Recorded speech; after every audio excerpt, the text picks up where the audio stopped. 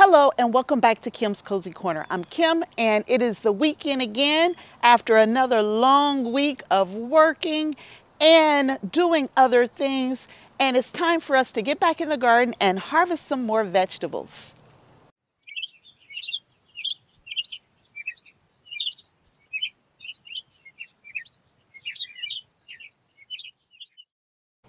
For those of you who are new here, I travel about 50% of the time for work, and in between that work schedule, that work traveling schedule, I try to maintain my garden and take care of things around the house. And so we're at the end of another week, and I am back in the garden and we are going to harvest some things. But before I get to that garden harvest, I want to share with you some of the canning projects I was able to get to this week since I was working from home. Hello everyone. I want to share with you some of the canning that I've been doing over the last week or so. Now that the garden is starting to slow down and we are moving into a more fall season, I have a little time frame where things are slowing down in the garden and I can manage some of the vegetables that I've been harvesting, setting them to the side, freezing them, waiting for me to have time to manage them. And so I spent quite a bit of time this week taking care of some of my tomatoes. So this week I canned diced tomatoes, like literally I just diced them up real quick, threw them in a jar. I also canned sloppy joes because my girls do like sloppy joes. So I made sloppy joes with my tomatoes and peppers and onions. And then I also canned what I call, or my family calls, hot tomatoes. So basically they're just tomatoes with a little sugar and a little bit of hot peppers in them. And we usually drench them over our peas, or southern peas, cow peas, field peas. But these are delicious with a good southern meal. And then in addition to tomatoes and managing quite a few tomatoes, because I don't know if you can see here, but there are a lot of tomatoes over here. But in addition to the tomatoes, I also purchased 20 pounds of peaches from Azure Standard, and I went ahead and processed those peaches yesterday. For the peaches, all I did was dice peaches up and put them in a honey syrup. And so I ended up with quite a few jars of the diced peaches, and I had a lot of the syrup left. I mean, a whole lot of the syrup left. So I went ahead and turned that syrup, or should I say processed that syrup, and canned it up as well. And so we will use this syrup on pancakes. We will use it in our yogurt. There's always a good use for syrup. And this is a peach syrup. And I have a lot of jars of the peach syrup as well. And I'm running low on jars. So I had to find jars of many different shapes and sizes to complete the syrup canning. But this is just this week's worth of canning. And you got to save the harvest, right? And you want to save every piece of the harvest. You don't want to waste any of it. So by canning up this peach syrup, I didn't lose anything. I got the peaches and I got the juice from the peaches as well. So this is this week's canning project. So as you can see, this week I did a ton of stuff indoors and didn't really spend a lot of time out in the garden. So let's get this garden harvested. So I will just quickly run around the garden and show you the different things that I'm harvesting and show you how some of my things are doing along the way. Before I get too ahead with the harvesting, I want to show you my cantaloupes. My cantaloupes are doing so well. I have 3 that are still trying to turn and ripen. So I have one here. It's kind of hard to see. There's another back here as well. This is probably a better camera angle. So I have one here. I have one back here. And I have one over there. Now, this is 3 of about 7 that I still have in the garden that are ripening up and just absolutely doing amazing. This is the first year I've been able to get any kind of real harvest when it comes to melons. So I'm really excited about this. Here's a short video clip of one of the cantaloupes that I took inside and had a chance to enjoy a couple of weeks ago. As you can see, the video is super ripe. It was delicious. It was super sweet. I can't complain about anything on that cantaloupe. Even the size was pretty nice. And so I have a few more that I harvested last weekend that are in the house that needs to ripen just a little bit more. And then I have 3 right here that'll be ready probably in another week or so, as long as the weather holds up. And there's another 1 or 2 throughout the garden. And there's a few in here I don't believe is going to have time to ripen, but we're going to leave them out here just to see how long they'll last and how long this weather will last, giving them the chance to ripen. But let's jump into that harvest. I'm going to try not to move you around the garden so much. I'm going to bring the vegetables to you just so I can speed up how quickly I harvest. So a tiny little Black Beauty. Now my tomatoes are starting to slow down, so the harvests are getting smaller as I'm in the garden and moving around, but there are some still really, really nice tomatoes out there. Now this is a weird shaped one though. That is kind of weird, but it's really nice. Oh, I forgot to tell you what it was. I should have known. It's a Dr. Whitey's, and I tell you what, this has a really sweet flavor to it. Not, in my mind, not so much the traditional tomato taste. It's a sweeter type tomato. The skins are not too bad either. They're not too thick skinned, but there's a Dr. Whitey's. My orange or yellow tomatoes have done a really, really well this year. I do believe this is one of my best tomato seasons that I've ever had. Now, I did plant well over 100 tomato plants, but the weather was right. The disease was late coming in. I mean, it's September 23rd. September 23rd. And some of my plants are just amazing. They look absolutely amazing for this time of year, and I'm still harvesting. So let's see what I just picked here. This is, I don't know. What is this? I think this is a watermelon. It's a beefsteak tomato. It's already blushing. And once it starts blushing, you're going to get the same tomato taste and flavor as you would if it was completely red. So if they're already blushing because they ripen from the inside out, you're going to get the same great tomato taste. So this is a watermelon. I'm just going to keep moving right on down. Oh, yes.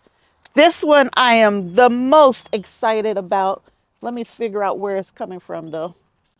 This is a steak sandwich. Look at the size of that for the end of September.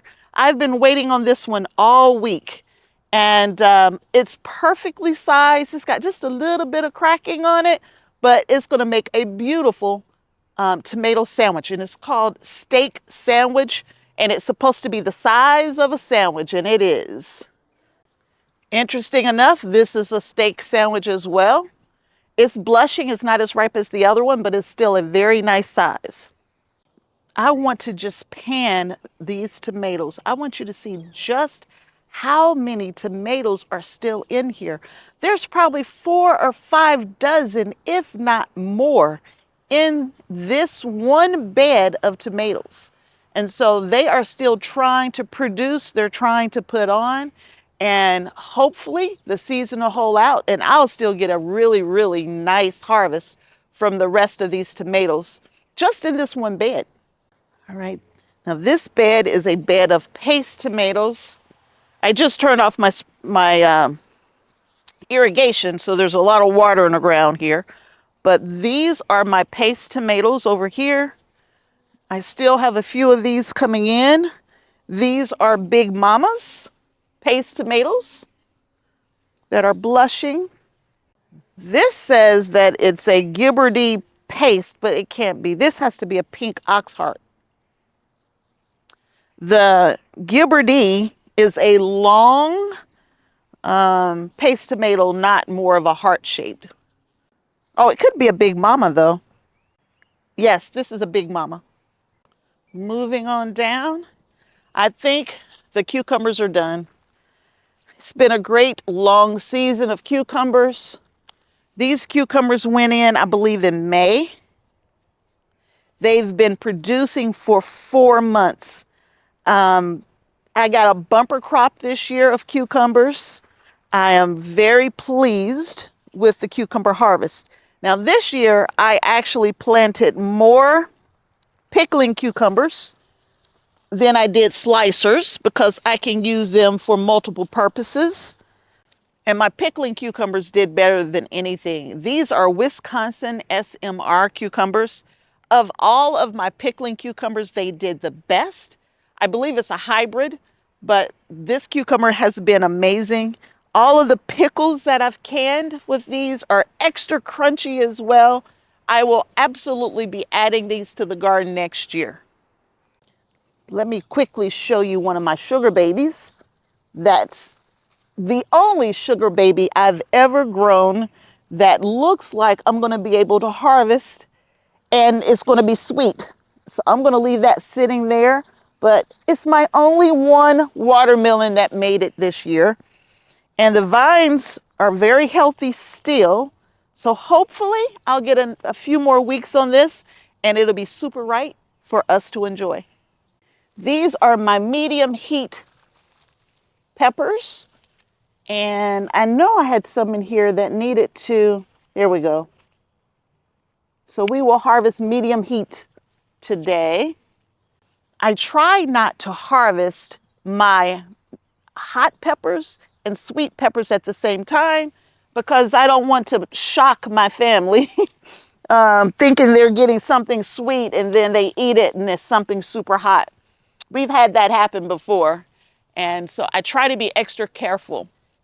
Some of these peppers still have blooms on them. Actually, a lot of blooms on them. The poblanos have a ton of them.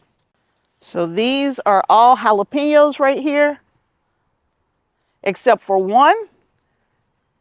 And this is a Greek pepper. But there's more. Ancho chili peppers. I should have let this one stay on till it turns red, but it's the only one on the vine or on the plant, so I went ahead and picked it. So 2 ancho chili peppers. And these 2 peppers, I honestly have no clue what they are. They're labeled poblanos, but these are definitely not poblanos. I don't see any remnants of them turning red, so I'm going to assume that they're a hot pepper, and so I'm going to just add them to the hot pepper pile. Found one more cucumber. I believe that squash plant is done. Let's pick my mom some okra. There may just be enough here of the okra for her to have a nice meal this week, but she can have all the okra completely to herself. I am not interested. The okra is Clemson spineless. And then there's another one out here, but I don't remember what it is. And I no longer have the tag out here. But Clemson spineless is her favorite. So for one person, that's a decent amount. She'll be happy. I have a few cherry tomatoes that are ready to be picked. Most of these are Sun Gold. And Sun Gold is the sweetest cherry tomato out there. And when it's super hot, they split like crazy. But since the temperatures are a lot cooler, these actually look really, really good. They're orange, super sweet. The skin's not too thick, which I find on a lot of the grape tomatoes or cherry tomatoes. I find thick skins, and I really don't like that. Now, most of my cherry tomatoes, so here's my cherry tomatoes. These are all Sun Golds. When it comes to our cherry tomatoes, we just eat those. I don't use them to process unless they're coming in way too fast. But I think I planted the right amount this year, so they're good for fresh eating for us. I typically end up with way too many, and then I'm struggling to find something to do with them. I will freeze them and I will blend them up and mix them into sauces as well. But this year, I think I planted just the right amount. And I do have one over here that's called Champagne Bubbles. And it's not red, it's not orange. It's more of a yellowish color. It's thin skin if you let it ripen all the way before you enjoy it. I'm going to bring it over there and show you in just a moment. But I really liked it. This was the first year that I've grown it. I wasn't sure if I was going to like it. And honestly, I do. I love this tomato. I'm in a shade, so I don't know if you can really see this or not, but it's very more of a yellowish color, maybe a little hint of an orange to it when they're ripe. But these are delicious. Champagne Bubbles is what it's called. This is a watermelon. And I probably will not grow the watermelon tomatoes next year. Now, the plant has plenty of tomatoes on it. This is supposed to be a beefsteak style tomato, and it's kind of small for a beefsteak, so we won't plant this one next year. The taste is still good, but it's nothing to write home about, if you know what I mean. So, Dr. Wychees. And this cucumber plant that starts over here and works its way all around is finally starting to look like it's been succumbed to the season, if that makes any sense. So I think it's dying out. It's been producing for 4 months as well. This is a slicing cucumber, and these can get over a foot long, but these are nice and mostly straight slicing cucumbers. And these may be my last few. I always hate saying goodbye to the cucumber season. On this particular GreenStalk right here, I have a few peppers, and I'm going to pick these peppers, and I don't know what some of them are because they were mislabeled, but we will get them picked. We will get them picked and we will enjoy them inside. This tower is pretty much done for the season, but we will get these peppers off and enjoy them inside. Now this is a golden treasure, and I think the name is correct on that one. And I think that's it on this tower.